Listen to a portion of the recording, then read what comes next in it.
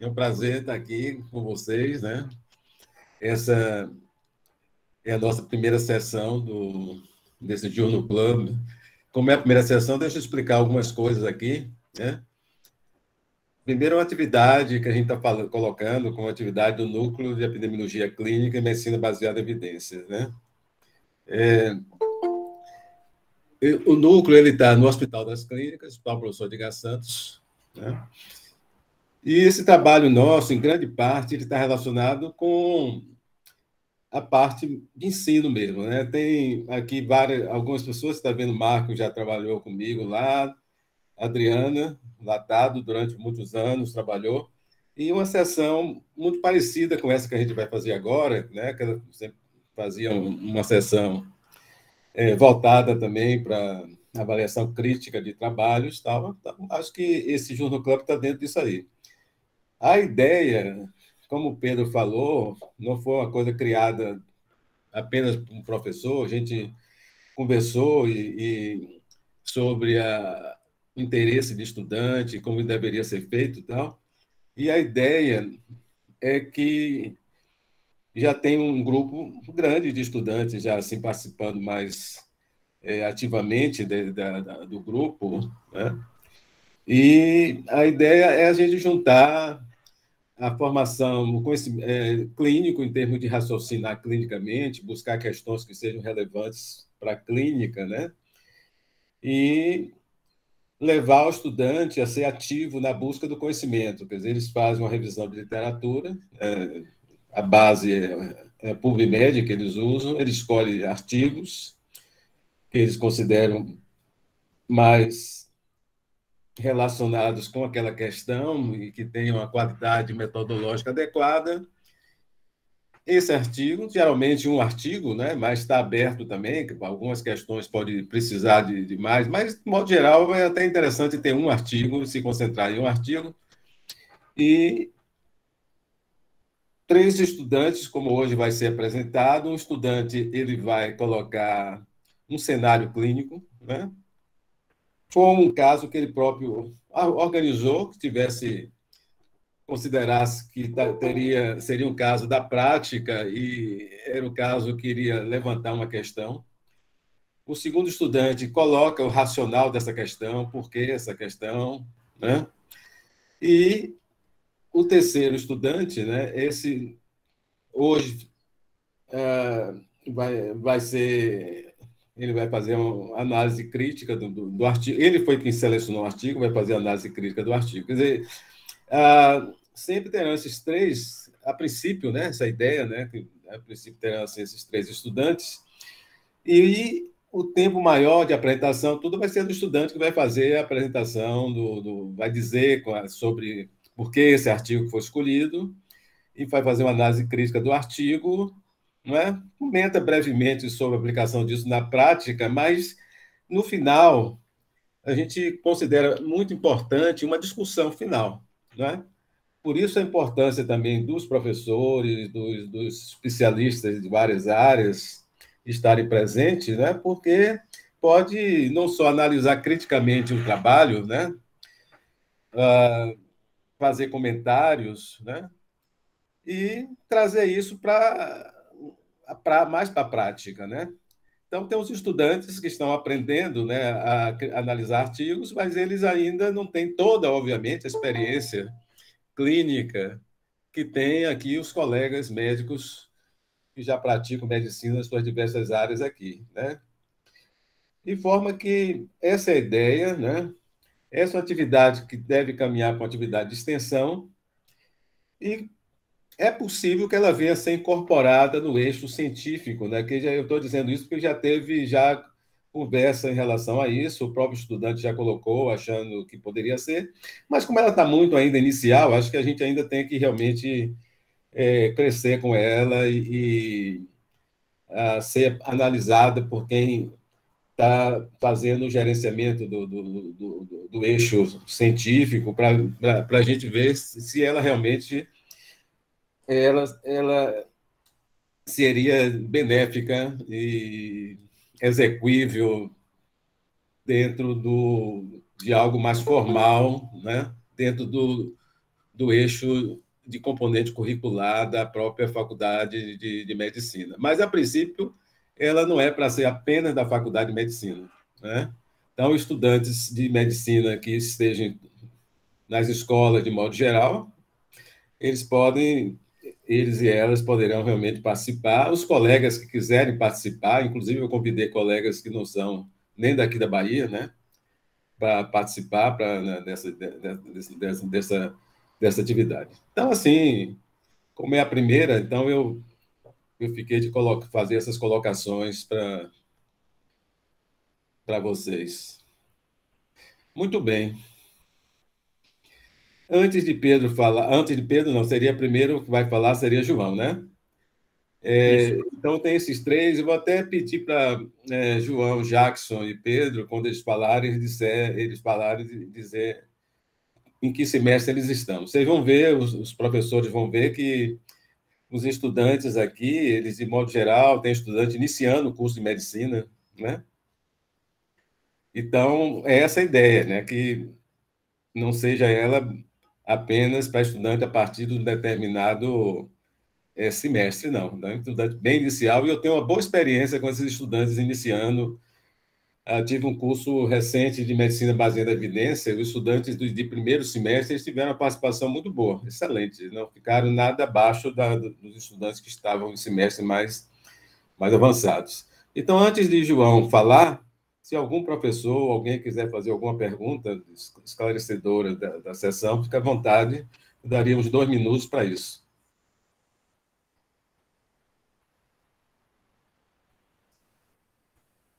Por mim tá tranquilo, entendi direitinho aí o andamento. Estava tentando botar aqui no laptop. É o quê? Então, Tá. tá bem. Tem um final também para os comentários, né? Então, eu passaria a palavra para João. João Boa, Pedro. certo. Boa noite a todos. Como o professor adiantou, meu nome é João Pedro Oliveira. Eu sou aluno da Faculdade de Medicina da Bahia. Estou entre o quarto e o quinto semestre. E hoje, eu e meus colegas Pedro Abad e Jackson Pereira, nós vamos apresentar um Journal Club falando sobre um artigo que trata, né, do tratamento da insuficiência cardíaca.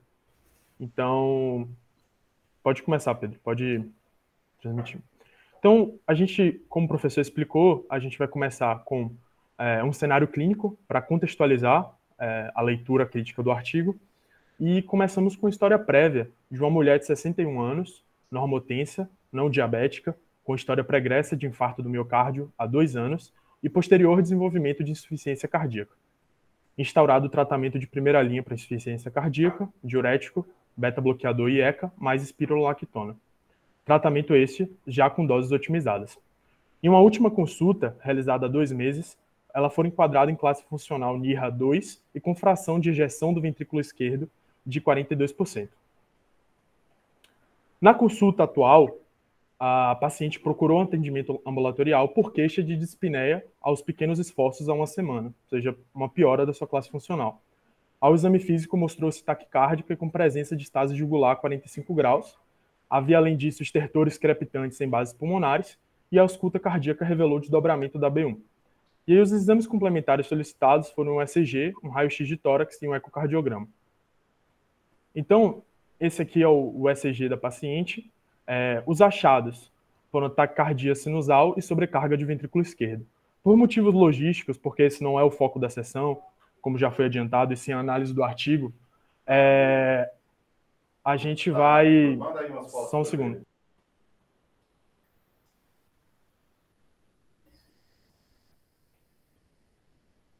Oi, pessoal, desculpa. Voltei. Então, por motivos logísticos e didáticos, já que esse não é o foco da apresentação, a gente vai focar só na taquicardia sinusal. Então, pode passar, Pedro. Aí a gente dá... Não, a gente... Volta, Pedro.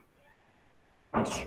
Então, a gente pode perceber, né, ligando as 2 ondas R, certo? Que, ao pegarmos os quadrados pequenos, certo? E dividirmos 1.500 pela quantidade de quadrados pequenos, a gente obtém a frequência cardíaca. Então, a taquicardia sinusal é basicamente um aumento da frequência cardíaca em um ritmo regular. Pode passar, Pedro. Esse é o raio-x de tórax, certo? Em projeção posterior anterior, e nota-se nesse raio-x uma cardiomegalia acentuada.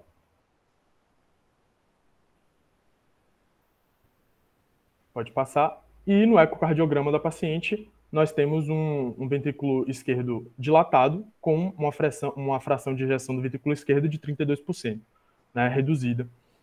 Então, a gente tem, em resumo, uma paciente com insuficiência cardíaca crônica que piorou já com o tratamento em primeira linha com doses otimizadas, e aí nós chegamos na nossa pergunta clínica.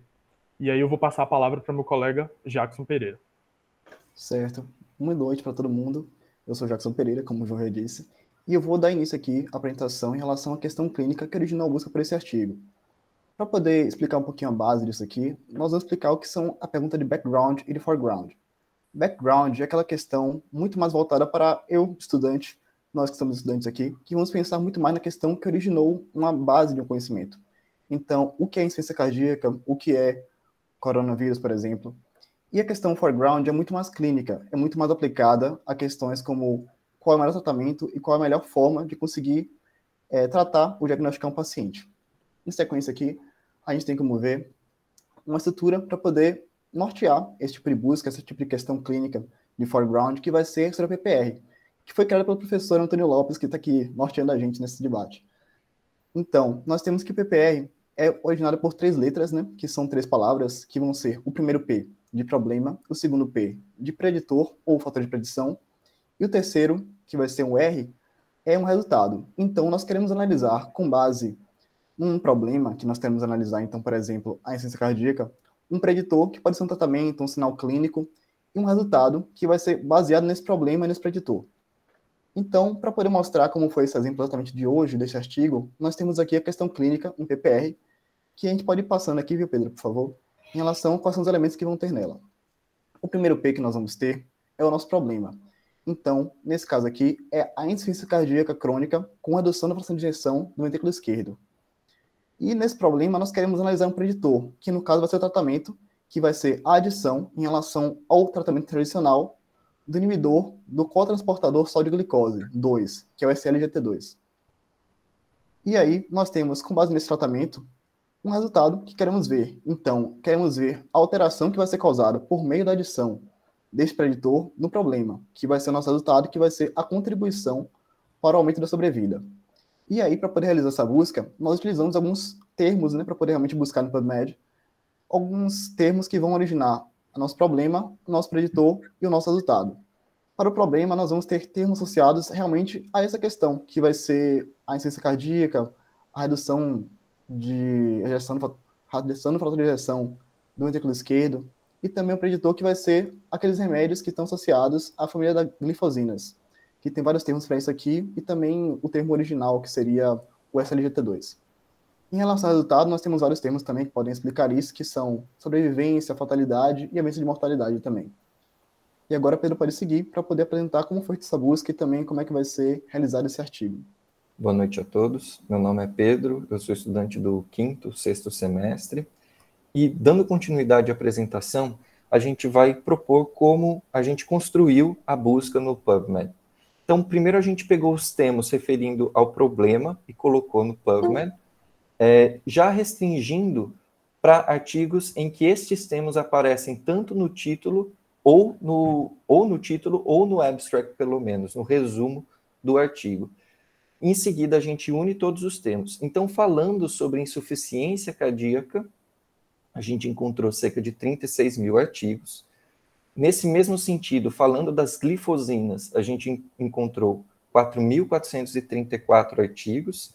E sobre mortalidade, 2.381.000 artigos. Mas isso não é interessante para a gente de forma separada, segmentada. Então, a gente uniu toda essa busca, a gente concatenou essas palavras-chave, lembrando que a gente já tinha restringido para título ou resumo, o que resultou em 13 artigos. Esses 13 artigos ainda, para a gente, deveriam ter alguns critérios, e é isso que a gente analisou. Então, primeiro, dentro do objetivo do estudo de cada um desses 13 artigos. Ele tinha insuficiência cardíaca crônica como população principal? Se sim, faria mais sentido para o nosso contexto. Ele tratava não exclusivamente de pacientes diabéticos, porque o nosso paciente, aquele que a gente quer responder uma pergunta, não era diabético. Outra coisa que a gente usou como critério foi a independência em relação à fração de ejeção, mas preferencialmente uma fração de ejeção reduzida. Para a gente, seria muito importante avaliar a mortalidade, já que a gente considerou esse o desfecho mais importante. E quando eu restringi essa busca, eu comecei a aplicar esses critérios, eu cheguei em 2 estudos principais. Um avaliando a empaglifosina e o outro avaliando a dapaglifosina. E para isso eu utilizei a opinião de especialistas, especificamente do professor Antônio Alberto, para decidir qual desses 2 medicamentos faria mais sentido da gente discutir. Quanto ao método do estudo, o que eu levei em consideração? Se o desfecho era muito claro, se não foi feito uma análise exploratória, mas sim um cálculo amostral, comparando os 2 grupos, ou seja, um ensaio clínico randomizado ou uma revisão sistemática de ensaios clínicos randomizados também seria interessante para essa pergunta de intervenção. Para mim também não faria sentido ter um protocolo, nem mesmo uma análise interina. Então, a análise final era aquilo que eu estava buscando. Quando eu apliquei todos esses critérios de seleção, eu cheguei nesse artigo, que é o DAPA-AGE-F, ou dapaglifosina em pacientes com insuficiência cardíaca e fração de ejeção reduzida. Esse foi um artigo publicado na New England, em 2019, e que tem como principal autor o professor McMurray. Algumas informações em relação a esse artigo. Esse é um estudo de tratamento, como nossa pergunta também é uma pergunta de tratamento, faz sentido, dentro da clínica médica, dentro da cardiologia e mais especificamente tratando sobre insuficiência cardíaca. Como desenho de estudo, esse é um ensaio clínico randomizado duplo cego. Vocês podem perceber que eu coloquei uma interrogação em seguida de duplo cego e a gente vai discutir o porquê dessa interrogação. Além disso, onde foi feita essa pesquisa? Qual foi o ambiente? É um estudo multicêntrico, com múltiplos países, que nem teve como citar especificamente quais são eles especificamente, mas que contemplam países da América do Norte, da América Latina, da Europa, da Ásia, às vezes com mais de 3 centros por país. E a gente percebe que tem uma boa distribuição geográfica, faltando apenas Oceania e África. Outras informações relevantes. Esse estudo ele foi financiado pela AstraZeneca, que foi quem performou a primeira análise do estudo. Apesar disso, uma segunda análise independente foi feita por um grupo escocês. Esse estudo foi publicado na New England Journal of Medicine, que tem o 3º maior fator de impacto nas revistas científicas e em medicina possui o maior fator de impacto. O protocolo de estudo foi registrado no clinicaltrials.gov, que é como a gente pode ver aqui. Esse protocolo foi registrado, portanto, em 2017. E, além disso, além de ter sido registrado, o protocolo foi publicado. Foi publicado na revista da Sociedade Europeia de Cardiologia em 2019.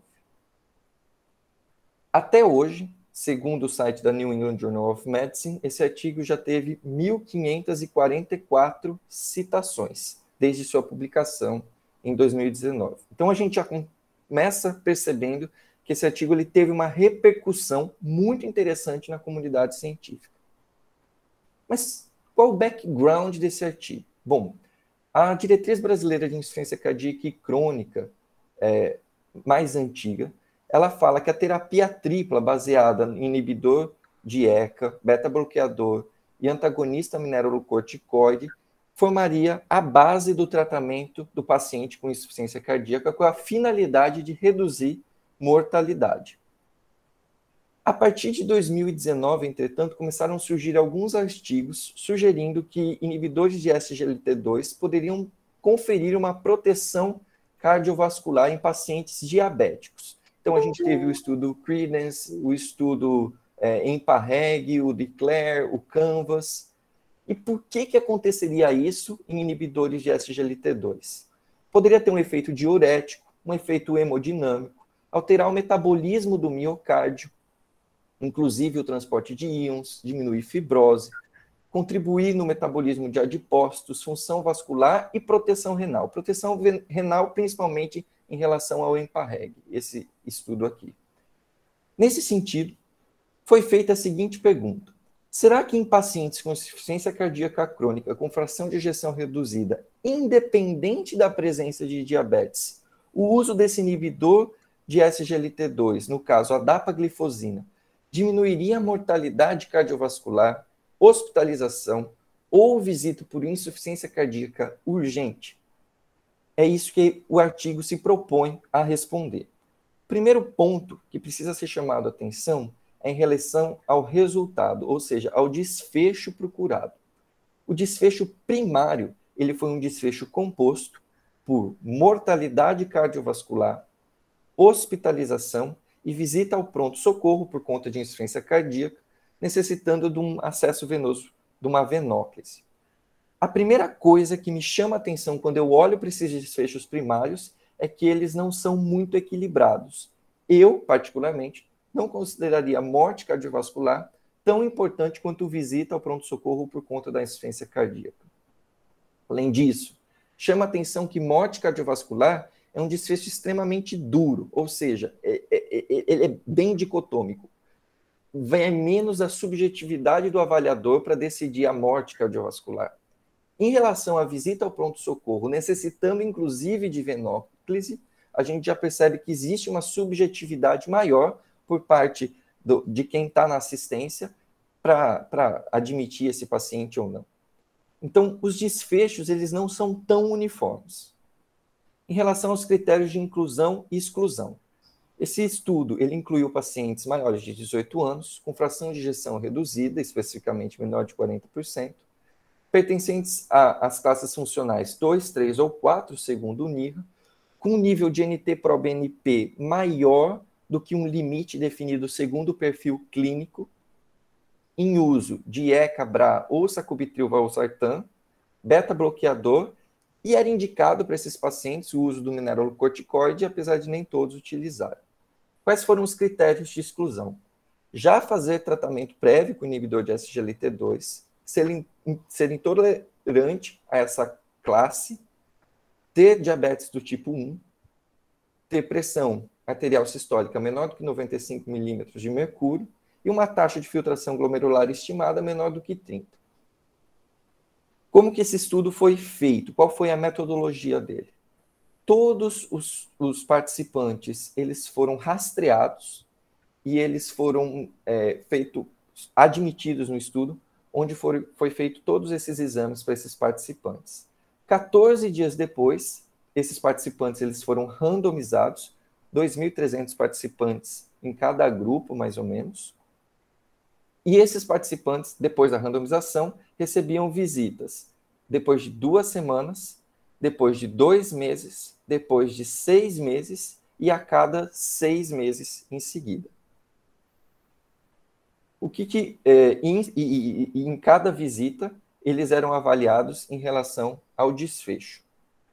O que chama a atenção aqui desse gráfico, que foi extraído tanto da tabela suplementar quanto do protocolo do estudo, é que eles deixam bem claro que o uso de dapaglifosina era em 10 miligramas.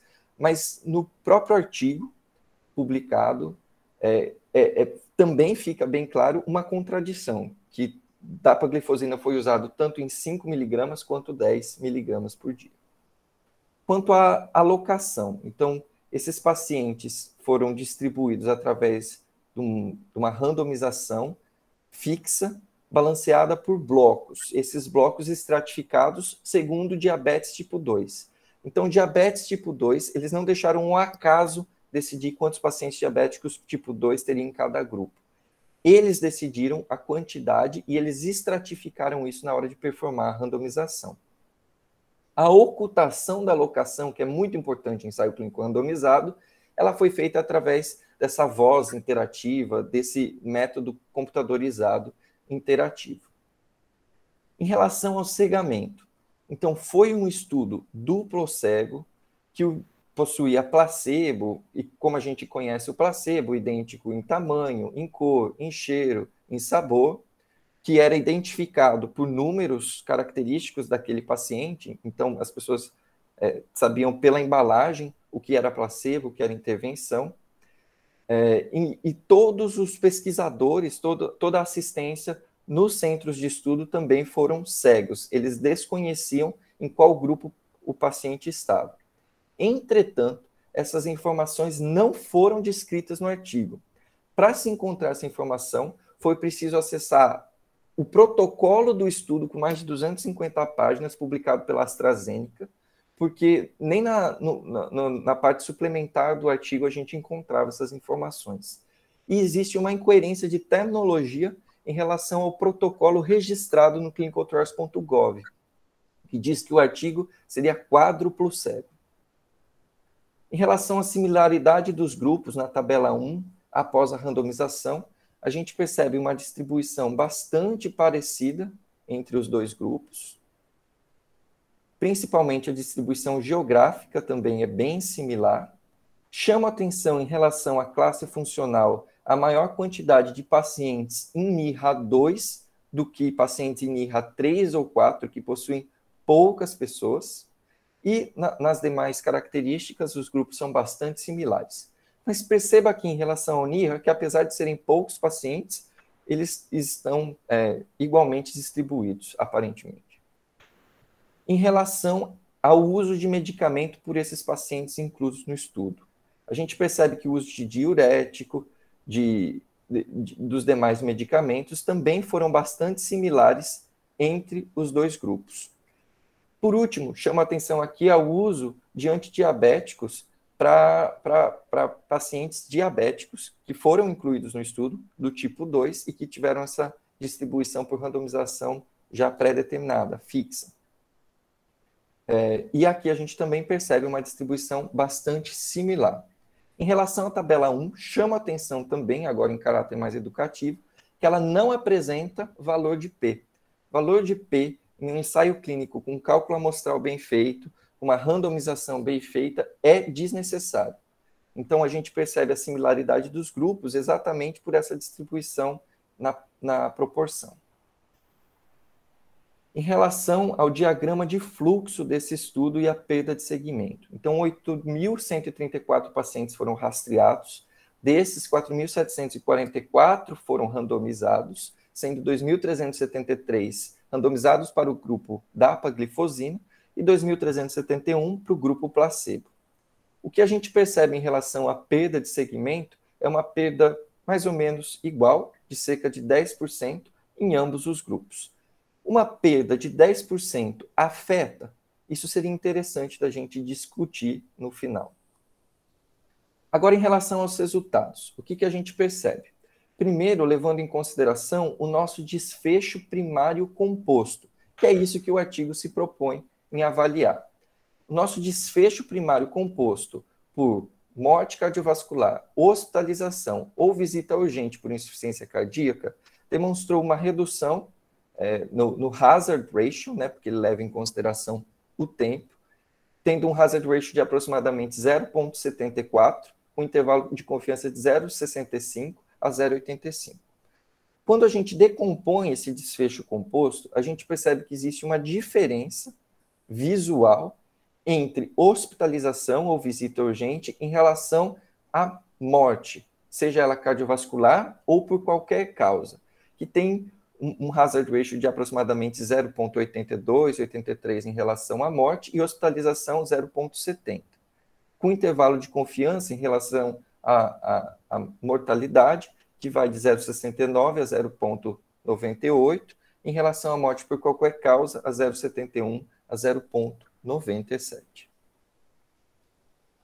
Quando a gente olha agora na tabela disponibilizada pelo artigo, então aqui trago uma dica. Essa tabela aqui, demonstrando os valores de confiança, ela veio na tabela, na parte suplementar do artigo, enquanto essa daqui é disponibilizada no artigo principal. E o que a gente percebe, então, é uma diferença importante entre os dois grupos. Uma outra forma da gente avaliar nossos resultados seria através dessa incidência cumulativa. E aqui a gente vai focar principalmente nessa visão aproximada de 0 a 30%, ao invés de 0 a 100%. E o que a gente percebe é que o grupo da apaglifosina obteve menos evento do que o grupo placebo, principalmente conforme o tempo se passava, esse efeito se tornava cada vez mais claro, com um hazard ratio, como já dito, de 0,74. Agora trago um outro conceito, que é o número necessário para tratar, o famoso NNT, que indica quantas pessoas precisariam ser tratadas para evitar o desfecho. Quanto menor o NNT, melhor seria aquele tratamento. E a gente calcula isso através da diminuição absoluta do risco. Então, como que a gente interpretaria o NNT desse estudo? Eu deveria tratar 18 pessoas para prevenir um caso de morte cardiovascular, ou hospitalização, ou visita no pronto-socorro por insuficiência cardíaca pela dapaglifosina. E esse cálculo ele foi feito utilizando o programa R. Então, eu coloquei os valores fornecidos pelo artigo no programa R. A gente chega no risco atribuível, e esse risco atribuível ele é traduzido através de uma fórmula simples para número necessário para tratar. E o mesmo é feito também para o intervalo de confiança de 95%. Então, dessa forma, a gente consegue estimar o nosso número necessário para tratar, que no melhor palpite seria de 18, mas seria confiável a gente dizer que ele estaria entre 13 e 30 pessoas. Algumas limitações vistas no estudo. A randomização, ela teve essa necessidade de incluir pacientes com diabetes tipo 2 proporcionalmente. Será que isso afeta? Como isso afeta o nosso estudo? Em seguida, as análises laboratoriais, elas não foram cegas, apenas a assistência e o próprio paciente. O que também não foi cego, e que eu chamo a atenção, porque o próprio estudo chama a atenção e tem sido um padrão da New England apresentar isso, é o fato da análise estatística não ter sido cega e o fato da descrição dos resultados, ou seja, da construção do relato, também não ter sido cega. A gente percebeu que haviam poucos pacientes em classe funcional 3 ou 4. Um outro ponto é que o mecanismo de benefício da dapaglifosina ainda não foi esclarecido. Existem várias hipóteses, mas nada que esse estudo conseguiu demonstrar. E lendo um pouco sobre como este artigo repercutiu entre cardiologistas, principalmente, eu vi uma consideração que eu achei bastante interessante, que seria o impacto do ácido úrico no risco cardiovascular, e que isso não foi levado em consideração nesse artigo. Uma outra forma da gente avaliar os artigos em geral é utilizando o sistema Gray, né? Que é um sistema desenvolvido em que a gente pode ranquear o nosso estudo como de qualidade muito baixa, baixa, moderada ou alta. Para isso, a gente vai levar em consideração o desenho do estudo, alguns problemas que esse estudo apresenta, e no caso de estudo observacional, potencialidades. Então, quais são os problemas que a gente avalia? O risco de viés, a heterogeneidade, a evidência indireta, a imprecisão e o viés de publicação, quando a gente principalmente vai recomendar uma situação. Não é nada que chama atenção no nosso artigo. Em relação a potencialidades, a gente não avalia no caso de um ensaio clínico randomizado, e por ser um ensaio clínico randomizado, a gente inicia com uma nota 4. Então, como ele não tem nenhum problema, eu avaliaria com grade 4. Então, de forma simplificada, em paciente idoso, portador de insuficiência cardíaca crônica, usando o tratamento convencional de insuficiência cardíaca, adição de um inibidor de cotransportador de sódio-glicose 2 reduz mortalidade, hospitalização e eventos renais, que foi aquilo que o artigo se propôs a responder? Então, a resposta seria sim. Como isso foi aplicado? Então, na diretriz publicada esse ano pela Sociedade Europeia de Cardiologia, foi adicionado aquele tripé para reduzir mortalidade, o inibidor de SGLT2. E para iniciar a nossa discussão, eu pergunto, como tem sido a aplicação da dapaglifosina em pacientes com insuficiência cardíaca crônica na prática assistencial ou no ambiente de ensino-aprendizagem? E assim eu concluo a minha apresentação, professor. Muito bem. Excelentes apresentações, João, Jackson, Pedro. Obviamente que vários de vocês vão ter a oportunidade de desempenhar os diferentes papéis, né? E vão também trabalhar nessa parte mais que necessita de um tempo maior de trabalho, de apresentação, que hoje foi Pedro, mas serão outros participantes também, de vocês estudantes. As apresentações excelentes. Eu passaria agora, todos têm a oportunidade de comentar, de fazer questões. Eu não sei como é que se dá aqui a ordem as pessoas levantam a mão com os pais no Zoom, para a gente... Ou, espontaneamente, as pessoas podem falar, podem comentar. Né? Tanto os estudantes podem comentar, podem falar, e os demais professores e médicos também. Acho que a mão é interessante, professor, porque já forma uma fila automática aqui. É só que eu não estou vendo a mão. Você consegue ver? Eu consigo aqui no meu. Tá bom. Aí, a professora Leila levantou. Então, pronto. A professora Leila... Eu levantei a mão para ficar na fila, mas se vocês quiserem, eu falo alguma coisa já, certo? O que eu queria lhe dizer é o seguinte: há uns 15 anos atrás, nós fomos procurados aí no Hospital das Clínicas por um laboratório que queria que a gente fizesse uma experiência, participasse de uma experiência com a dapaglifosina. E eles chegaram com essa conversa de que você ia aumentar a eliminação do açúcar pela urina, que ia melhorar do diabetes, que ia ter outros efeitos possivelmente, que eles iriam investigar. E eu fiquei assim, achei meio bizarra a história, viu? Mas, bom, aí o que aconteceu? Mas como eu gosto de pesquisa, eu torcia para que nosso hospital fosse escolhido para centro de pesquisa dessa droga. Porque o laboratório, quando ele vem, ele traz também dinheiro, certo? Dinheiro para a gente empregar em outras pesquisas, certo? Mas o que aconteceu? Eles ficaram um pouquinho decepcionados com os nossos armários, que não eram muito seguros. Nós não tínhamos fax, agora já temos, mas na época não tínhamos. O atendimento telefônico, a gente não tinha uma secretária para ver a parte também da pesquisa. E por aí lá vai. Então, nós fomos excluídos, certo?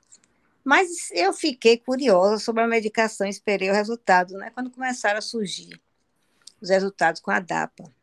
E, hoje em dia, a DAPA é a droga de primeira linha, posso dizer, no tratamento de diabetes, porque ele melhora a parte da hiperglicemia, e, além disso, tem esse efeito adicional na parte cardíaca, né, que é considerada protetora e tudo mais, certo?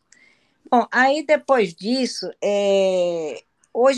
essa semana, ano passado, eu assisti um simpósio sobre obesidade, e é interessante que em pacientes diabéticos também, a dapaglifosina passou a ser a primeira droga a ser utilizada, antes mesmo do que a GLP-1 e as outras opções que a gente tem, que não são específicas para o tratamento de obesidade, mas que são utilizadas, certo? Então, essa droga realmente ela é muito boa, se respeitar as contraindicações, né? Paciente que tem infecções urinárias de repetição, ele não deve usar. Eu tenho alguns pacientes idosos, porque o paciente idoso, a mulher principalmente, pelo fato que ela tem a uretra curta, facilita ter infecções urinárias. Então, se você tem já a história que a paciente já teve várias infecções, eu prefiro não usar a DAPA, né? Agora, eu achei muito interessante a revisão que Pedro fez aí, e que, bem criteriosa, ele prestou atenção a cada detalhe, cada etapa da pesquisa, porque quando a gente vê uma pesquisa que é patrocinada por um laboratório, a gente tem que ficar mais atento aos detalhes, certo? Porque o que é que eles querem? Eles querem que você simpatize com o produto e e que seja um argumento de que ele já passou por um trabalho de pesquisa, já houve a publicação e que ele possa ser utilizado na prática clínica. Então, aí vai fazer os eventos, vai fazer, investir nos congressos e tudo, para que aquele produto seja consagrado, certo? Mas é nisso que a gente tem que ter a preocupação de fiscalizar tudo. Por exemplo, os pacientes, você falou que nem todos tinham insuficiência cardíaca, se não me engano, muito grave e tal. Então, será que isso aí foi randomizado? O grau seria o mesmo, certo? Tá? A obesidade, eu não vi aí quantos foram obesos de um lado e quantos foram obesos do outro. Será que foi o mesmo também, certo? Diabetes, você disse que não tinha, né? Então, eu queria que você me respondesse essas duas perguntinhas. Professora, pelo que eu me lembro, o fato da diabetes ter sido excluída foi apenas o tipo 1 de diabetes, tipo 2 foi incluído. Ah, tá. Mas o tipo 2 foi incluído de uma forma diferente, ele não foi simplesmente randomizado. Então, isso foi fixado quantos pacientes eles queriam em cada grupo. Eles queriam ter proporcionalmente a mesma quantidade em cada grupo. Então, isso justificaria, inclusive, a utilização da metodologia por blocos para fazer essa randomização. Em relação à obesidade que a senhora traz como questão, na tabela 1, realmente, até onde eu me lembro, não consta essa informação, professora. Eu não sei se na tabela suplementar consta, eu precisaria verificar, mas como na parte principal do artigo, eu não me recordo. Tem o IMC, Pedro, o IMC médio 28, nos dois grupos, 28.2 e 28.1. E o grau da, vamos dizer assim, na tabela 1. Da insuficiência cardíaca era o mesmo nos dois? Professora, eles incluíram pacientes tanto em IRRA 2, 3 e 4, era similar a quantidade por nível em cada grupo, apesar de grupo 2 ser a maioria nos dois grupos. Então, a gente teve pouco paciente em 3 e 4 nos dois grupos, mas os grupos eram similares entre si. Obrigada. Quem é que está na ordem aí? Eu coloquei minha mãozinha ali depois, posso também falar, mas eu quero que seja obedecida a ordem. João, está vendo aí, João? Quem é? Ô, professor, eu vou falar aqui. A próxima assumiu, ainda está a professora Leila aqui na fila. Leila, pode tirar... Não, posso tirar. Pronto, agora não tem mais ninguém. Tinha uma pessoa tinha levantado, mas eu não cheguei a ver o nome, mas aí ela abaixou. Tá bom. Foi ele mesmo. Obviamente que eu vou querer depois ouvir a doutora Adriana falar, mas só fazer assim uns comentários em relação ao que Leila comentou e também de Pedro. Veja só, o fato, ele fez uma randomização por extrato de diabetes, que ele queria ter uma representação de diabéticos dos dois grupos. É como se fizesse uma randomização para diabéticos e uma randomização para não diabéticos, de forma que você tivesse um número de indivíduos que fossem similar e que você tivesse poder estatístico para avaliar de ambos os grupos. Quanto a possível uma proporção similar para algumas características que não estão mostradas ali, eu não teria maior preocupação, não, Leila, porque o estudo foi randomizado, não é? E ele sendo randomizado e tendo um tamanho amostral, que é muito razoável esse tamanho amostral, de 2.000 e poucos indivíduos em cada grupo, né? Eu acho que a premissa de que essas variáveis devem ter, muito provavelmente, ela deve ter uma proporção, se for no caso realmente de uma variável categórica, né? Ou se tem médias similares no caso de uma variável quantitativa, é esperado. De forma que eu não ficaria... se foi bem feito o processo de randomização, como, pelo que está descrito, ele foi um processo de randomização cuidadoso, né? Eu não teria maiores preocupações por esse possível desbalanço que pudesse realmente afetar alguma conclusão do estudo, não. Viu? Muito bem. Nesses comentários, eu gostaria de ouvir agora mais. Ouvir um endocrinologista excelente, porque esse foi um medicamento colocado na prática para tratamento de diabetes. Vocês vejam como são as coisas. Eu acho que tem-se alguns cardiologistas que têm ouvido falar, na fala de Adriana, ela pode comentar depois também. Esse medicamento é efeito diurético, esse medicamento. Né? Será que é isso? Esse medicamento tem tantas propriedades e, não é? Eu estou vendo aqui o efeito que ele vai ter, vai ser a próxima apresentação, vai ser a apresentação em pacientes com doença renal crônica, né? E é um medicamento também muito bem recebido para a doença renal crônica. A gente vê os doentes progredirem, apesar de tantas coisas que realmente têm aparecido, né, na prática, de forma que eu custo muito aceitar que isso aqui, eu queria ouvir a Adriana falar, que isso aqui seja efeito basicamente diurético. Eu acho que na própria insuficiência cardíaca, eu acho que realmente tem outros efeitos também, como tem na doença renal crônica, em termos da redução da progressão da doença renal crônica, né? Onde é mais difícil a gente aceitar que isso é só diurético que vai fazer a redução da progressão, né? Olha, vou passar já para a Adriana, não sei se é independente dela ter levantado a mão ou não, mas eu... Levantou? Ainda não, mas posso falar, posso. Eu queria ouvir os seus comentários aí, Tá. Adriana, não só em cima do meu questionamento, mas como é que você vê na prática... A incorporação, né? Como é que você vê esse artigo também, né? Tá. Obrigada aí pelo convite para a participação. Boa noite aí a todos. Então, assim, começando de uma forma mais geral, a necessidade de acrescentar tratamentos eficazes aí em sobrevida e melhora de sintomas. Primeiro, parabenizar os meninos, né? Apresentaram muito bem, Pedro apresentou muito bem, levantou pontos interessantes. Me lembrei agora por causa do lance do desfecho. Desfecho combinado é uma coisa muito comum hoje nas doenças crônicas e na cardiologia tem muito. Pode combinar porque quer aumentar desfecho, mas combina porque, embora eles tenham níveis de importância que a gente possa até dizer que são diferentes, é muito importante para a saúde pública e para a pessoa internar menos também. Em relação à fragilidade de uma insuficiência cardíaca que descompensa, que precisa de uma terapia a mais do que medicamento oral, eu concordo plenamente. Ele entrou aí meio que sobrando, mas não prejudicou o que ocorreu com os outros. Mas não internar é muito importante. Insuficiência cardíaca é a principal causa de internação em pacientes acima de 65 anos, né, nos países desenvolvidos, em desenvolvimento.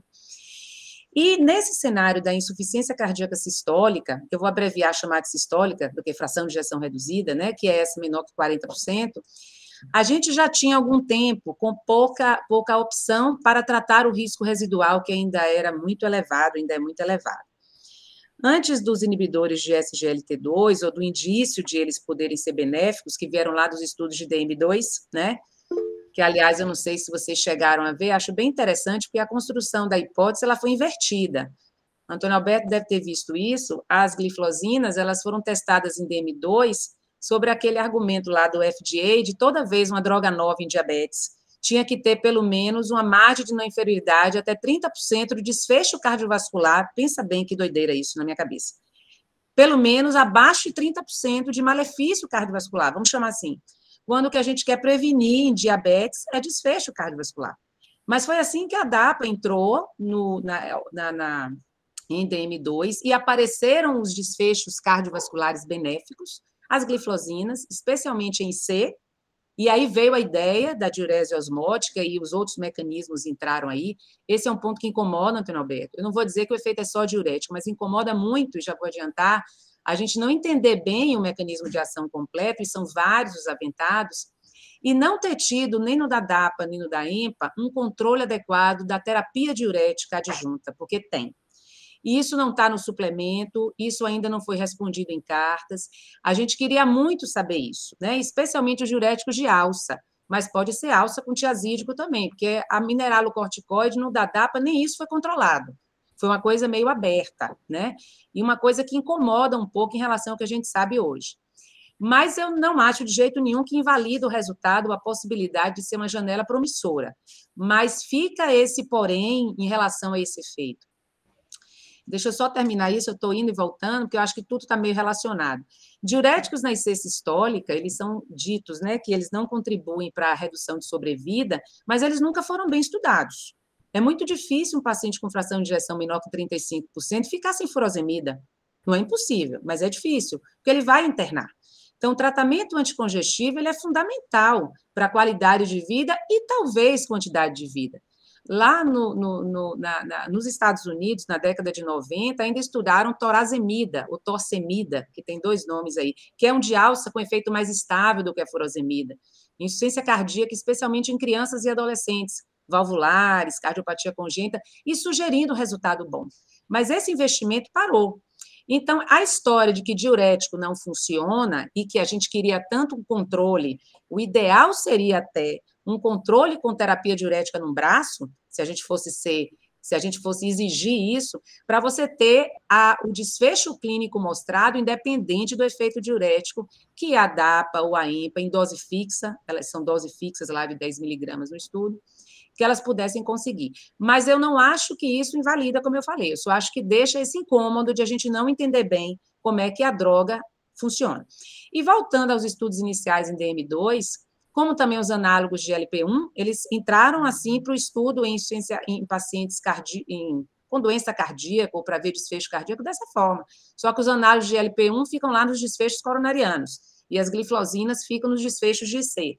Aí ficou mais ou menos assim.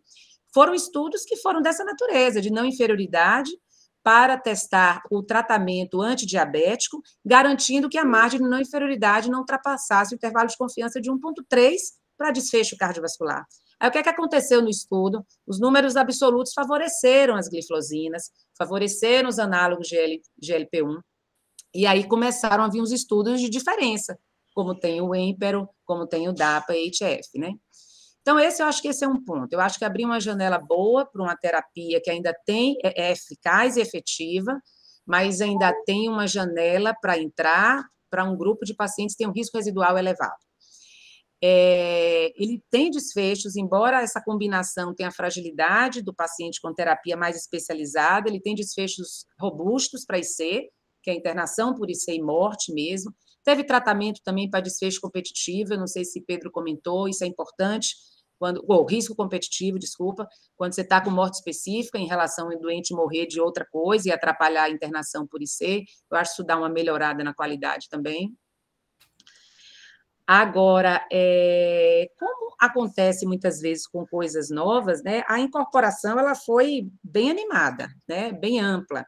Eu acho, por exemplo, que a diretriz europeia, que vai propor aí até... Já havia aí no futuro a proposta até da entrada antes, talvez, de outros fármacos que a gente tenha mais consistência no tratamento, eu acho que ela entra nesse cenário aí, né? Pacientes que persistem sintomáticos, têm IC sistólica e que toleram usar a terapia padrão otimizada ou até onde eles tolerem usar a terapia padrão otimizada.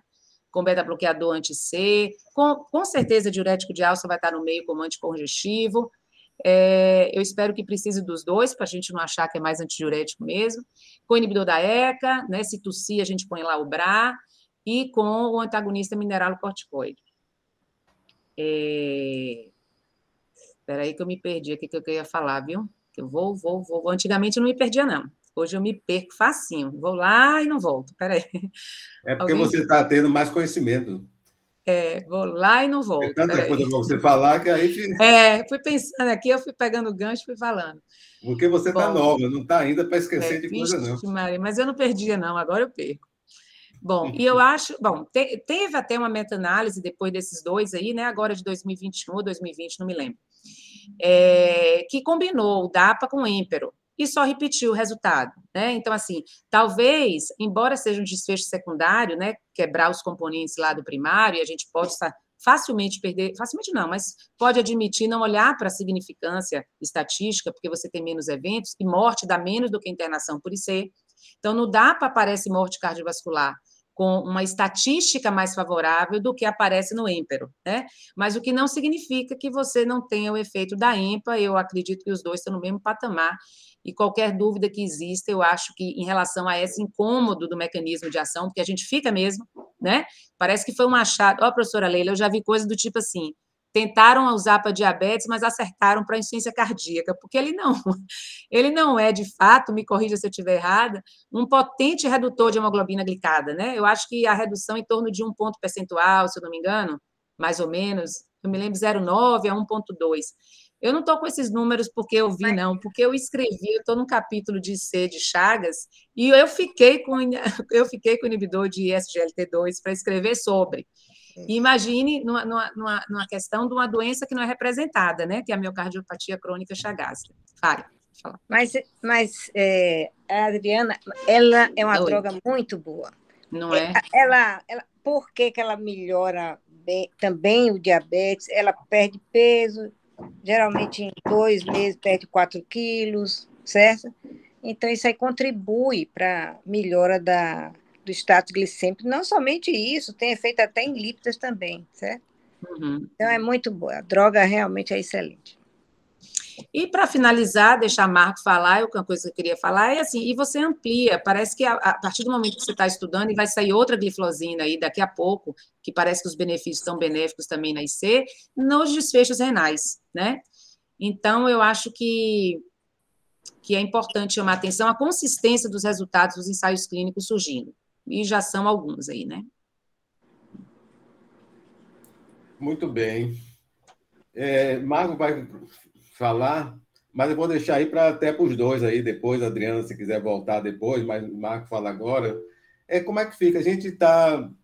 Cada dia a gente está acrescentando medicamentos novos, né? A gente tem esse medicamento reduz, aí a gente fala número necessário para tratar indivíduos que já estão sendo tratados, né? Quer dizer, você não está comparando não tratamento com tratamento, né? Então, você sempre está adicionando alguma coisa. Como é que a gente vai ficar com esses múltiplos medicamentos? Vai substituir outros medicamentos? Ou a gente vai ter 4, 5 medicamentos para insuficiência cardíaca, para o paciente com doença renal crônica? É uma coisa que eu gostaria depois de voltar. Como é que vai ficar o tratamento da insuficiência cardíaca com esse medicamento aí? Algum sai, né? Ou entra todos esses? O custo vai aumentar, né? A aderência pode modificar também. Tudo bem, passo para Marco, depois a Adriana pode voltar, o Marco pode comentar também, que na nefrologia é uma grande preocupação que a gente tem com a farmácia imensa também que tem, né, de medicamentos para os pacientes renais, né? Cadê Marco? Você ia falar?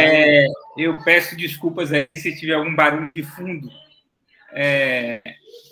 mas deixa eu falar, inicialmente eu vou chegar no seu ponto, Antônio Alberto, acho que é importante, mas com relação ao comentário que a Adriana fez em relação à redução de internamento, que não é endpoint, eu diria que mais ou menos secundário o paciente conhecer, só reforçando.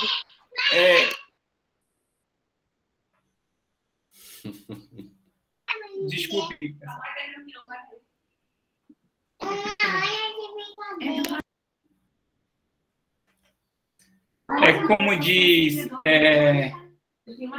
Como dizia aquele Faustão ao vivo, né? É sempre difícil. Mas, enfim, particularmente doença crônica, DPOC, IC, qualidade de vida é algo extremamente importante, só para reforçar para os alunos, tá? E redução de internamento é algo que pode não melhorar a sobrevida, mas melhorar muito a vida nesses restos de vida. Então, em determinadas situações, a gente encarar isso como endpoint secundário, eu acho até que a gente está sendo muito exigente. Tá? Com relação vai ter um outro artigo sobre insuficiência cardíaca ou doença renal, mas é só uma curiosidade. Primeiro é que o SGLT2, ou na verdade o SGLT, ele absorve glicose, tem um 1 e tem um 2, né, intestino e veio de uma raiz de maçã, que aí inicialmente tentou-se para tratamento de diabetes, mas dava muita diarreia. É só uma curiosidade. E aí depois, de forma mais seletiva, se desenvolveu o da reabsorção de túbulo proximal, que é bem no iníciozinho do túbulo proximal. Isso é interessante, porque um pedacinho só daquele túbulo proximal, o primeiro terço, que é responsável por 90% da reabsorção de glicose. Então, realmente é um mecanismo de controle de absorção de glicose. A doutora Leila, a Adriana pegou, Adriana e Antônio Alberto pegou.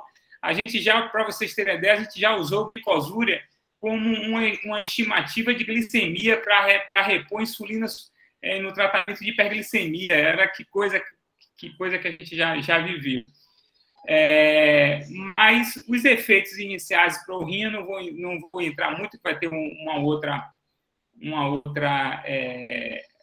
outro artigo sobre isso, mas o que chamou a atenção naqueles estudos do EMPA-REG,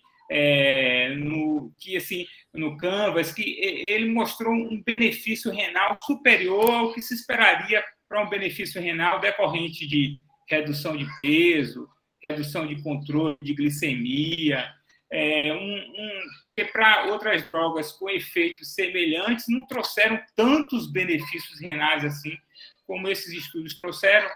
E aí se levantou a questão se tinha outros mecanismos envolvidos, e ainda se está em estudos, mas me parece que tem a ver com a cetogênese, que essas drogas induzem, mesmo com todo o risco de desenvolver cetose em pacientes com diabetes, mas tem a ver com talvez algum grau de redução de inflamação também, porque esse pessoal perde peso, a obesidade tem a ver com perda de peso, mas eu não vou entrar muito nesse ponto, porque a gente vai ter um outro artigo.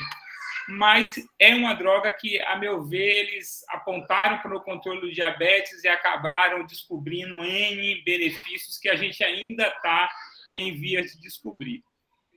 E, respondendo a você, Antônio Alberto, eu vou até falar da nefrologia. Veja só, ela vai substituir o dodeca ou é mais uma droga no arsenal terapêutico que a gente já tem, por exemplo, de renoproteção, especificamente renoproteção? E a polifarmácia? Eu acho que só estudos para mostrar se tem algum benefício que se somam ou se é aditivo ou se não é aditivo. Mas a polifarmácia, eu acho que cada dia que passa está uma preocupação grande, principalmente na população idosa. Seria mais uma droga para ser usada e com todos os, digamos assim, efeitos colaterais de uma polifarmácia, que aí seria discussão até para várias aulas até. Mas é uma droga que veio para ficar e ainda tem muito que a gente descobrir sobre ela. Muito bem. Bom, está aí aberto aí, tem colegas aí de outras especialidades também, tem geriatras, eu estou mexendo aí com vocês, que eu sei que vou falar de polifarmácia aí vai interessar para vocês, aí, não é? Começa a crescer mais ainda a necessidade de medicamentos quando você chega realmente, né, depois de certa idade e tudo mais. Como é que vai ficar o tratamento da insuficiência cardíaca? O paciente tem insuficiência cardíaca, tem doença renal, é diabético, já teve infarto do miocárdio. Como é que fica essa polifarmácia desse paciente? Hein? Posso fazer um comentário, professor? Acho que sou eu que estou com a mão levantada agora. Vou puxar a sardinha para a geriatria um pouco, se a professora Cristiane quiser falar também, né? Para mim foi ótimo aqui, vendo a opinião de cada especialista. Só queria trazer uma peculiaridade, né? Primeiro, parabéns aos apresentadores, aí foi muito bem apresentado. É importante ter esse senso crítico quando a gente avalia uma medicação nova, ainda mais em um estudo financiado por laboratório, né? Para ver se os critérios de randomização, cegamento foram corretos, para não haver nenhum tipo de viés. O que eu queria contemplar é que a gente está falando de medicação polifarmácia, só que esses estudos, eu não peguei exatamente o tipo do paciente que entrou na triagem, mas normalmente eles são criados do tipo, exclui paciente com demência, exclui paciente com fragilidade, do início até a questão da função renal, que era uma dúvida, né, se a droga podia ser usada para paciente com clínice menor do que 30, depois mudou um pouco, mas o que eu quero dizer é que quando você olha um paciente idoso, você tem que entender se ele é frágil ou não, porque muitos desses desfechos, eles não foram avaliados no contexto clínico de terminalidade. Então, quando vocês vão ver um paciente no ambulatório, vocês têm que ver sinais indiretos de tempo de prognóstico, de tempo de vida, para saber se ele se beneficiou ou não, porque a gente está falando de sobrevida, mortalidade, e porque a gente prescreve uma droga que vai acarretar custo, né, para o paciente, vai piorar a adesão, a gente sabe que a adesão de idosos gira em torno de 40% aí, pode acarretar efeitos colaterais, obviamente a gente está vendo que a curto prazo os efeitos colaterais não são tão importantes quanto a gente acreditava ser no início. A hipotensão preocupava um pouquinho mais, a hipotensão postural, a infecção fúngica é uma realidade, mas é uma coisa manejável. Mas só queria que vocês conseguissem classificar se o paciente ele tem um grau de comorbidade, fragilidade, e se ele vai se beneficiar de uma medicação a mais, porque muitas vezes o que o geriatra faz é desprescrever, e desprescrever ele pode aumentar o tempo de vida do paciente, inclusive, e pode melhorar a qualidade de vida, mas tem que ser uma desprescrição com qualidade, né, e prudência, identificando cada medicação. Então, alguns pacientes se beneficiam ou não, então isso ainda é individualizado hoje, né, para hipertensão, para diabetes. Então, só queria dar esse recado também, que é uma parcela, principalmente os octogenários, uma parcela de população mais peculiar. Se quiser depois uma oportunidade, a gente fala. Eu não vou fugir muito do tema, como é que a gente identifica a fragilidade, né, como é que a gente pode identificar isso, mas é bem interessante também. Só queria acrescentar isso, professor Antônio. Muito bem. Olha, pessoal, a gente está avançado. Tem vários colegas aí de várias especialidade aí e que poderiam acrescentar.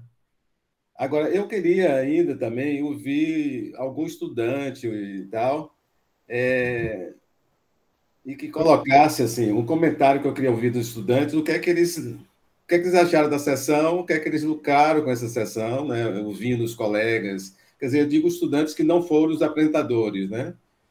Professor, eu acho que a professora Cristina levantou a mão aqui. A professora Cristiane, né? Cristiane. Cristiane, também. Não. Oi, gente. Não era nada demais, só acrescentar mesmo. Endossar isso que o Jonas está falando, assim, principalmente a população idosa é muito heterogênea, né? Na verdade, o que a gente tem visto na prática, essa é uma droga que a gente tem usado, né? A gente está começando, que realmente tem dá um resultado clínico muito bom, pelo menos as experiências que eu tenho tido, em compensação de pacientes diabéticos mesmo. Aí já estou falando mais um pouco da prática, mas é claro que nesse universo de pacientes idosos, a gente sempre tem que fazer escolhas muito individualizadas, né? Principalmente nesses mais frágeis, aí realmente as metas de diabetes, elas mudam tanto, que aí a gente acaba se preocupando mais com outras questões do que propriamente na compensação glicêmica, né, rigorosa. Enfim, só isso que eu queria comentar. E parabéns, realmente está muito boa a sessão. Obrigada.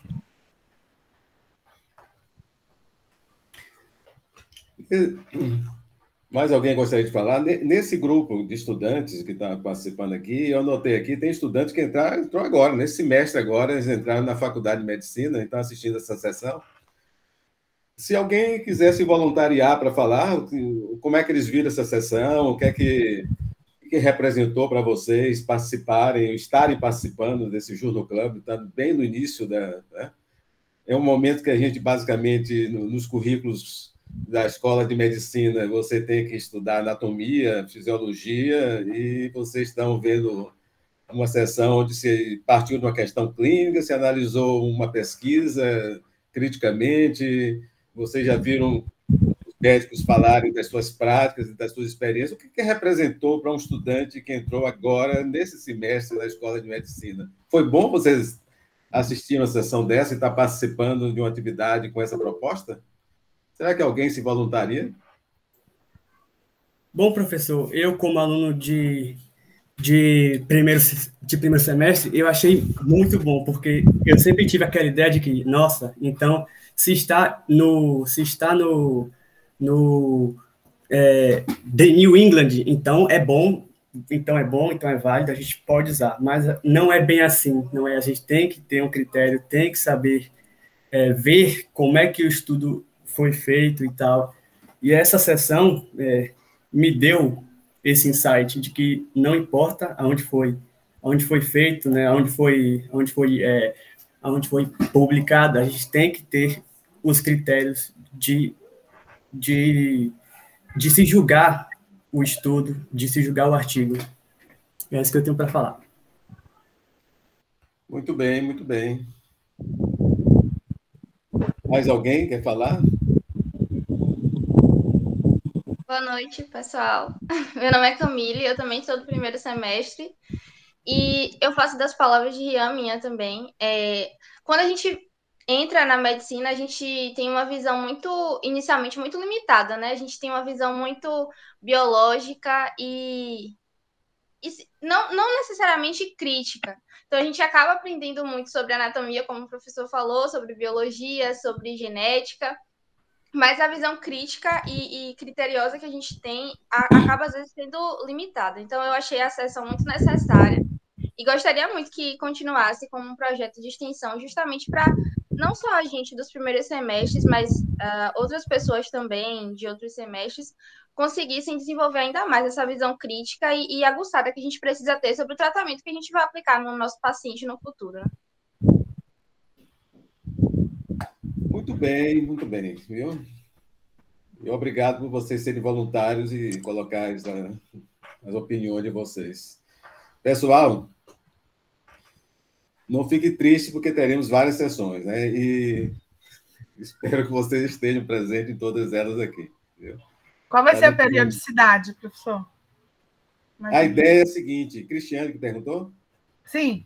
Sim, a ideia é ter uma mensal, certo? E como a gente está tendo um grupo que está compondo lá, WhatsApp, etc., a gente discutiu isso, né? E poderiam ter sessões que não fossem exatamente para discutir artigo, mas que fosse mais de coisas mais básicas, por exemplo, que tivesse relação com a análise crítica dos próprios artigos, por exemplo, entendeu? Então, ficou, né? Por exemplo, o Jackson fez essa apresentação de questão clínica ali, bem sumária, mas ele tem um material, ele com muitos slides. Eu disse a ele que ele poderia fazer uma apresentação só para discutir questão clínica, para discutir questão, entendeu? Como é que você coloca uma questão, qual é a coisa desse tipo. Por exemplo, isso aqui, entendeu, Cristiane?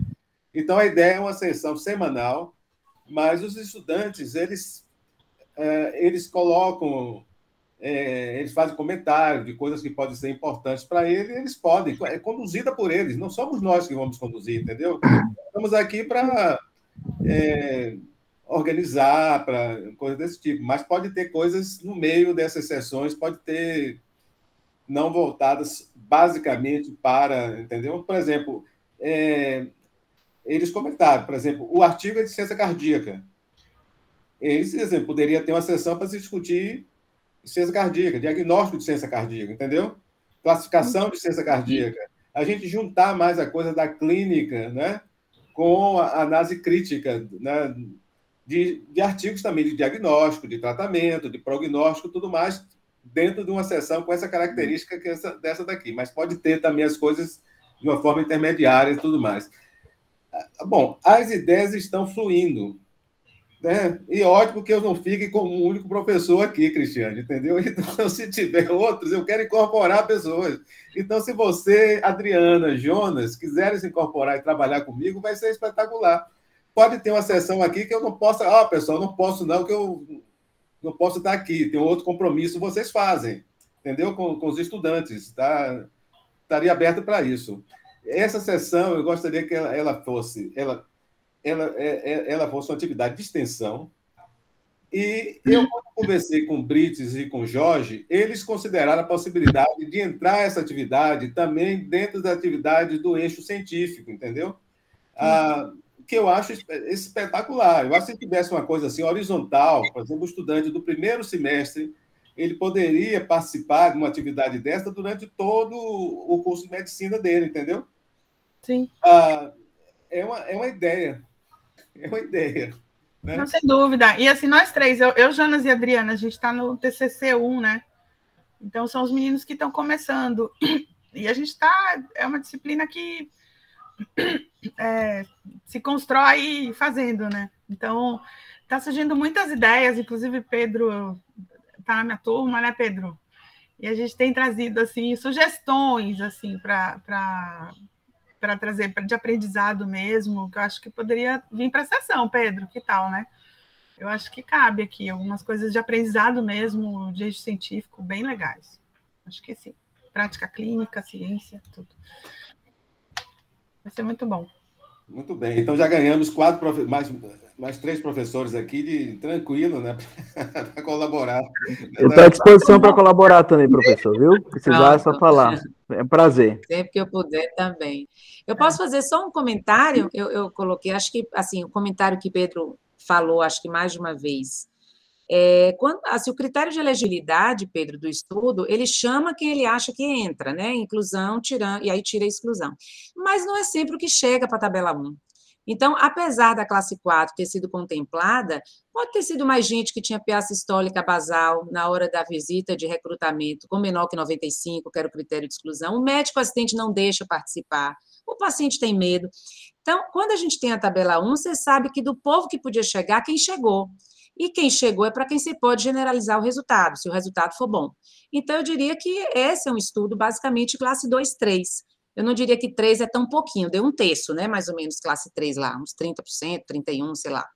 Mas, com certeza, o 4 foi subrepresentado. Mas foi aberto, não chegou porque não chegou, então ele não está representado, entendeu? Só isso aí. E agradecer aí, achei tudo ótimo. Uma crítica ao próprio New England, certo? Porque o New England, por exemplo, eu já tive algumas cartas no New England, inclusive com a Adriana também, nós já tivemos carta no New England, né? Mas os New England, a grande maioria das cartas, elas não são aceitas, elas são rejeitadas, né? No New England. E você não sabe o critério de rejeição de uma carta, né? E não tem, eles poderiam ter cartas que não fossem publicadas na edição impressa, mas fosse publicada e tivesse lá aberta, lá online. Aí você tem coisas como a Adriana colocou, quer dizer, tem essa polêmica do diurético não tem carta, entendeu? Né? Você pode questionar, por exemplo, com uma variável que não esteja na tabela de características, né? A probabilidade que ela realmente seja balanceada. Mas por que não entrou? Está entendendo? Escondeu porque tem um certo desbalanço? Porque isso é probabilístico. Você pode ter desbalanço. Entendeu? Quer dizer, você dá probabilidades iguais, mas você pode ter desbalanço.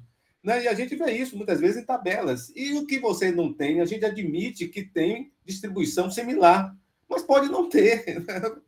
Né? Então, essa coisa de limitar, quer dizer, você tem um artigo assim como esse aqui, e depois você só vê 5 cartas, por exemplo, entendeu? Claro que teve uma multidão de cartas. Não tem dúvida nenhuma que tiveram 50, 100 cartas, sei lá quantas, para publicar, e só aparece um pouquinho. Por que isso, né? Devia ser a coisa mais aberta. Até que o BMJ até coloca isso, né? Coloca mais coisas online, etc. Mas o England não faz isso.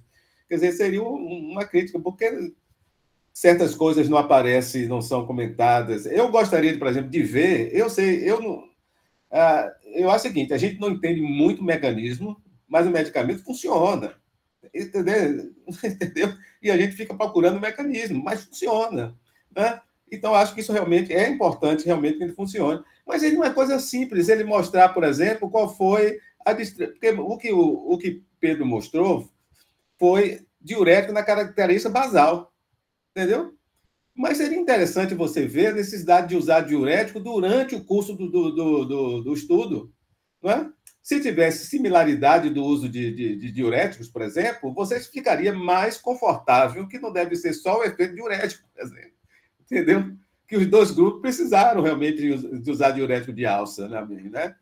Quer dizer, só o medicamento que está sendo testado, ele não tomou conta da atividade diurética, ele deve ter outras propriedades. Eu fico defendendo outras propriedades quando eu vejo a repercussão dele em termos de reduzir em doença renal crônica, entendeu? Porque ali fica mais difícil para mim entender por que o diurético está fazendo esse efeito tão extraordinário no paciente simplesmente porque tem insuficiência renal crônica.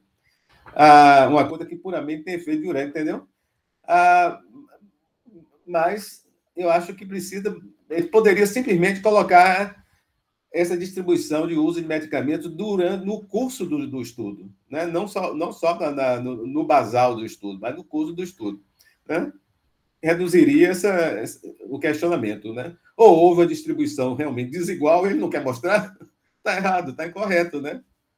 A carta deveria ser publicada. Provavelmente, eu vejo todo mundo comentando sobre isso, etc. e tal, e não aparece uma carta. Será que essas cartas estão sendo rejeitadas pelo New England? Muito bem. Bom, pessoal, discutimos bastante, né? Achei excelente, muito boa a apresentação. Eu só queria, eu sei que é o último horário, é um tema que senão a gente ia passar a noite aqui, até aproveitando a Adriana, eu concordo com tudo o que você falou, Antônio Alberto. E o New England é uma revista que ainda tem uma responsabilidade grande, porque o que ela publica amanhã vira verdade. Então, infelizmente, tem esses problemas todos que você relatou. Agora, com relação ao diurético, eu acho que você também está certo. E aí eu queria saber de Adriana, se ela já tem condição de alguma experiência, eu acho natural, ao você associar os inibidores da SGLT2 no paciente conhecer, você ser obrigado a reduzir diurético, né? Porque, a não ser que não tenha uma potencialização de efeitos, que, se a gente for olhar o mecanismo diurético do SGLT, que é a diurese osmótica, vai ter potencialização, sim, de efeito. Então, é um diurético osmótico que alguém que estava usando qualquer que seja o diurético vai ter o efeito potencializado, tá? Então, é esperado realmente essa redução ou, eventualmente, até a retirada do diurético em alguns pacientes, mesmo hipertensos ou que eventualmente estava precisando. Eu não tenho muita experiência clínica, porque meu consultório particular é muito pequeno e, infelizmente, no serviço público a gente não tem a oportunidade de usar. Mas desculpe prolongar, porque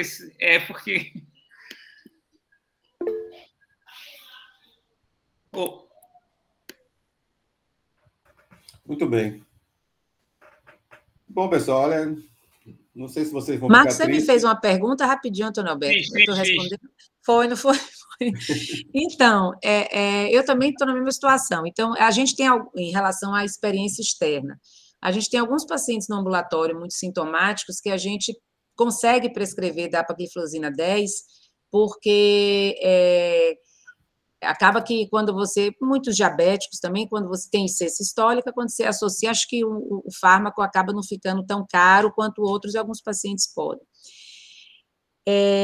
A redução do tratamento diurético, eu não posso lhe dizer ainda se eu conseguir fazer, não, tá? Mas eu concordo, é esperado, e se não me falha a memória, Antônio Alberto, respondendo a você também, tem uma das cartas, que é do DAPA, eu acho, que é tocado nesse assunto, mas a resposta não convence. A resposta não convence.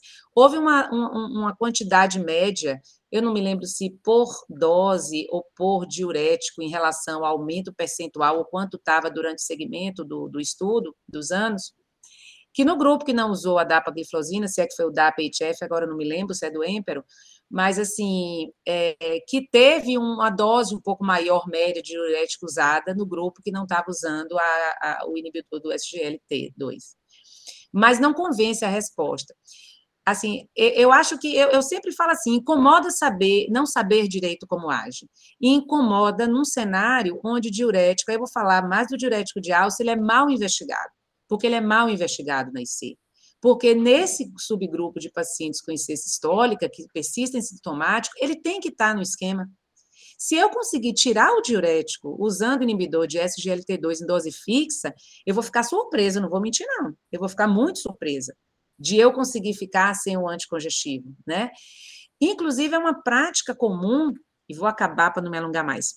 No nosso meio, eu não acho que seja só aqui, às vezes o paciente tem uma carga diurética internada que é 2, 3 vezes maior do que ele sai da alta. Isso é uma má prática médica, de achar que a dose está muito grande. Ele secou com essa dose da furosemida e eu vou deixar ele com um terço da dose. Se você fez errado, e muitas vezes faz, você está colocando o paciente em risco de reinternar, que ele vai fazer congestão de novo.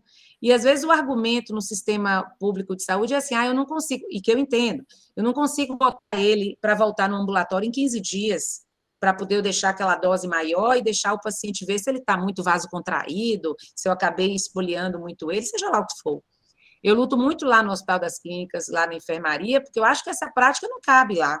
Nós temos tantos ambulatórios que a gente pode dar extra para o paciente vir e ver isso acontecer, mas acontece. A criatura está usando lá, sei lá, 240, 300 miligramas, ou 280 miligramas de furosemida por dia e sai com 40 miligramas, entendeu? Então, assim, eu vou ficar meio surpresa se a gente tirar. Eu espero que reduza. Mas eu sempre uso esse verbo agora, eu tenho adotado ele. Me incomoda não saber direito o mecanismo total de ação. Eu acho que a consistência dos ensaios tem mostrado que funciona. Acho que essa ponderação que vocês fizeram em relação ao desfecho renal cola um pouco em relação com a ideia de que, apesar de eu não saber, me dá mais tranquilidade da explicação do fenômeno, né? Mas o desfecho clínico está aí reduzido mesmo, né? Aí os números se repetem. Chega, falei. Tá bom. Professor, antes do senhor encerrar, eu só gostaria de agradecer a contribuição de todos, porque foram comentários excelentes e enriqueceu demais. Eu acho que essa contribuição final foi excelente, professor. Eu só queria comprometer aqui algumas pessoas, além dos estudantes, porque os estudantes eu já estou trabalhando com ele, entendeu? Pedro já é um indivíduo que participa desde o início ali da organização dessas ideias e tudo mais, né? E outros aí, tem o Rony, né? Tem Vinícius, eu não vou citar assim, porque já tem um grupo assim, de pessoas realmente que participam, vão continuar participando. Mas eu queria aqui, olhando aqui as pessoas que aqui estão, se eu esquecer de alguém, já olhei aqui, Marco, Adriana, Cristiane, Jonas, eu queria um compromisso com vocês, além de pós-graduando, tem Daniela Menezes, que é pós-graduanda, né? Também tem Marcelo, né? Que é egresso do nosso curso de pós-graduação e quase que é professor aqui, porque participa de tanta sessão aqui da nefrologia, de tanta coisa, né? Que a gente pudesse discutir essas coisas aqui, como é que a gente realmente andaria com uma atividade que eu acho que não tem na faculdade de medicina, o que a gente está realmente planejando fazer, né? Em que você una a clínica com essa avaliação crítica de trabalhos, que a gente olhe uma coisa dessa que pode começar muito cedo no curso médico, lá do indivíduo que entra no primeiro semestre, por que ele tem que basicamente só estudar anatomia, fisiologia, histologia e disciplinas, e imaginar que medicina é uma coisa puramente biológica, né? E que ele não vai ser... ele aprender a metodologia de trabalhos, analisar criticamente, não vai ser uma coisa extremamente importante para ele caminhar melhor no curso médico, entender melhor o que ele lê, né? Entender melhor as aulas e tudo mais, se ele realmente já tem uma capacidade de análise crítica realmente de trabalhos, né?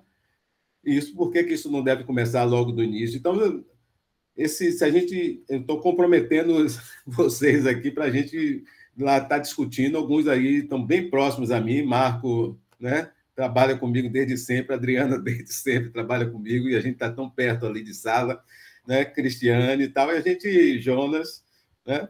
E a gente realmente conversar, alguns presencialmente, outros que estão tão distantes, morando fora, como Daniela e Marcelo, a gente conversa aí virtualmente, mas vamos lá, eu acho que estou entusiasmado a gente fazer alguma coisa que pode ser incorporada à faculdade, mas enquanto isso não aconteça, por que a gente não faz isso como atividade de extensão? Okay? Perfeito. Pronto, todo mundo fechou a boca agora, porque senão a gente fica aqui até muito tarde. Acho que eu tenho o maior interesse em participar, sem dúvida. Vou Muito aprender bem. mais do que qualquer coisa. Mas... Eu também. Então, pronto. Estou colado aí. Vamos marcar a próxima bom. reunião. Estou lembrando dos meus tempos de Depois estudante. conversa. Beleza. Muito bom. Pessoal, parabéns Tchau, mesmo, parabéns. Não pode Boa noite, pessoal. Parabéns. Parabéns, viu? Parabenizar, Tchau. Parabéns. parabenizar Tchau, todos, Marco. especialmente Beijinho os pra Marina. estudantes, viu? Tchau. Eu não vi a cara de Tchau, Marina, gente. não conheço, hein? Quem? Parabéns, Maia. É, só vi a vozinha aqui, assim, ó. Ah, é, o Gil Jonas também. Tchau. A minha já dei banho, mas que eu Pessoal, tirei a câmera. Boa noite. Beijo. Tchau. Tchau. Boa noite. Valeu, Tchau. gente. Boa Tchau. noite. Tchau. Boa noite. Tchau.